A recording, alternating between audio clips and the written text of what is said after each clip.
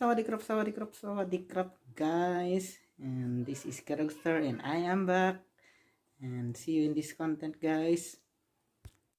Hello guys, ito yung unang palipad ko dito sa DJI Spark guys, sa isang farm. Magkaibang araw guys ito, nakuha ko. Walang filter, ito yung original na kuha niya. Naka 1080p guys, sa isang farm ng ating kababayan si Ate Maylin. Yan, magkaibang araw guys. Yan. Medyo nangangapa, beginners, pero happy ako guys kung reliable ba ngayong makikipagsabayan ba ngayong 2021. Ang DJI Spark guys lumabas noong 2070.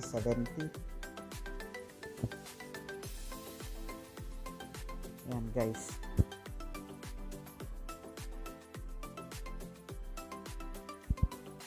voice over lang ito guys, kaya pagpasensya nyo na itong mic ko. Tapos yan guys, walang filter, yan ang kuha nya against the light, yung madilim na part. Tapos mabilis pa yung aking setup ng gimbals, kaya hindi siya smooth, kaya nangangapa talaga. Marami pang pag-aaralan guys sa pagdodrone, mahirap pala. Yan, ganda makikipagsabayan pa. Ang problema lang guys, yung drone na to 2 axis, kaya kung mabilis yung pag rotate mo, yun talagang sensitive siya. Tapos yun, dapat bago ka magpalipad yung GPS mo okay siya. Ganda guys.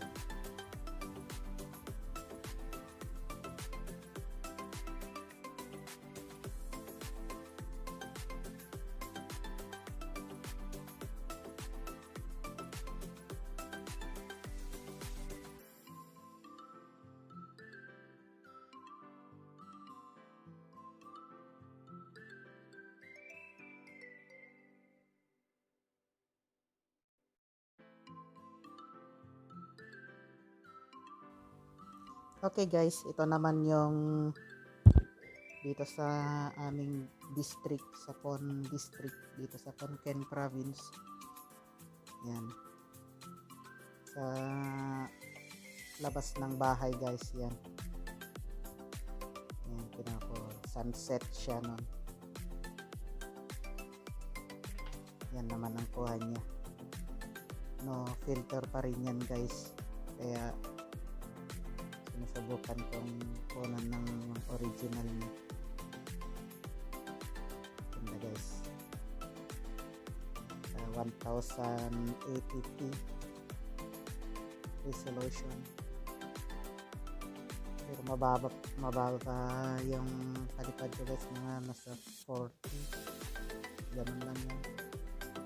Natatakot pa rin, hindi pa confident. Tapos alanganin pa, kaya nagbasa-basa pa ako ng ating mga ibang specification, tapos kung ano pang dapat gawin. Sunset.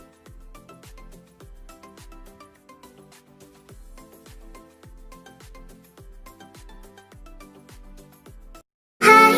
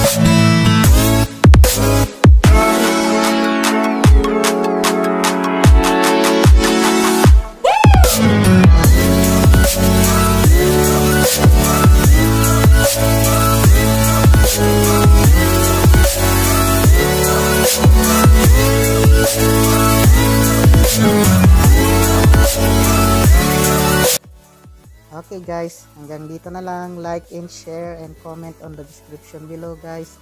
Ito ang aking mga bagong content guys, drone. Papalipad ng drone.